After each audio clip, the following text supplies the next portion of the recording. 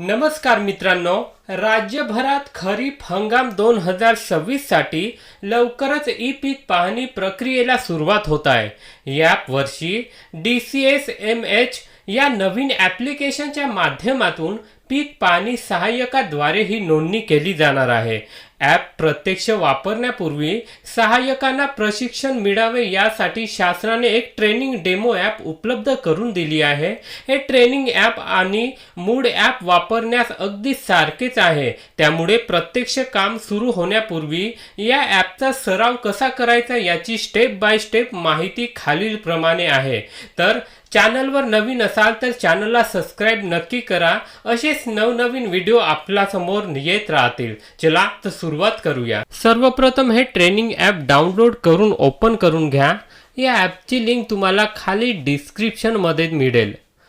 Open केल्यावर location GPS permission द्या आणि तुमची भाषा जी आहे ती निवडा। त्यानंतर खात्यामध्ये साइन इन करा वर क्लिक करून सर्वेक्षण म्हणून लॉग इन करायचं आहे। डेमो ID टाका आणि डेमो पासवर्ड टाका। लॉग इन झाल्यावर समोर येणाऱ्या बॉक्सवर टिक करा।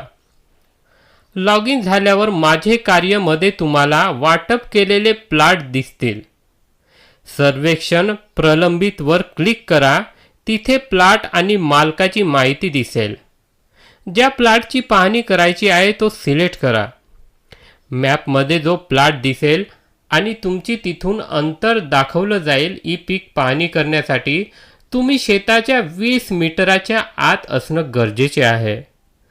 योग्य ठिकाणी असल्यास होय करून पुढे जावर क्लिक करा।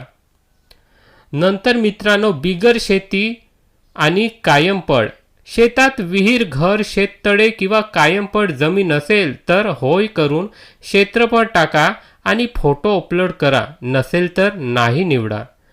त्यानंतर नापीक हंगामी पड जनावरांचे चराऊ रान किंवा हंगामी पड जमीन असेल तर तिची नोंद करा, नसेल तर नाही निवडून पुढे जा। त्यानंतर खरीप पिकाची नोंदणी। जुनं पीक फळबाग पूर्वग्रह किंवा जुनी फळबाग नसेल तर नाही निवडा, कारण आपली खरीपाची नवीन नोंद करत आहोत। पिकाचा प्रकार बागायती, जिरायती किंवा सीजनल हंगामी पीक निवडा। उदाहरणार्थ सोयाबीनसाठी सीजनल वर जा। पीक निवडा व तारीख पीक शोधण्यासाठी सोय टाका, सोयाबीन दिसेल। पेरणीची तारीख टाका। पिकाचे स्वरूप पीक सिंगल आहे, आंतरपीक आहे की मिश्र आहे ते निवडा आणि क्षेत्रफळ टाका।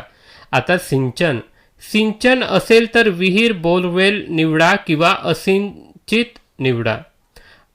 फोटो कॅमेरा चालू करून 3 स्पष्ट फोटो घ्या। लोकेशन ऑटोमॅटिक टॅग होईल। माहिती तपासून पीक जोडा आणि जतन करा वर क्लिक करा।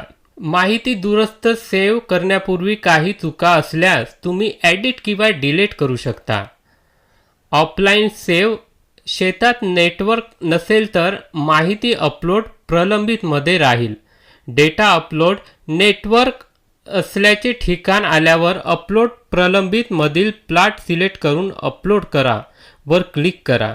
यानंतर तुमचा डेटा वरिष्ठाकडून व्हेरीफाय सत्यापित केला जाईल। मिळणारे मानधन स्वरूप तुम्हाला दिलेले सर्व टास्क पूर्ण केल्यावर अधिकचे टास्क देखील दिले जातील। एकल सामान्य प्लॉट 10 रुपये प्रति प्लॉट, मिश्र प्लॉट 12 प्रति प्लॉट। 1 ऑगस्ट 2026 नंतर शासनाच्या अधिकृत सूचना आल्यावर प्रत्यक्ष ई पीक पाहणीला सुरुवात होईल। त्यापूर्वी या ट्रेनिंग ॲपद्वारे सर्वांनी सराव करून घ्या। ही महत्त्वाची माहिती आवडली असल्यास व्हिडिओला लाईक करा, शेअर करा आणि चॅनलला सबस्क्राइब करायला विसरू नका। धन्यवाद।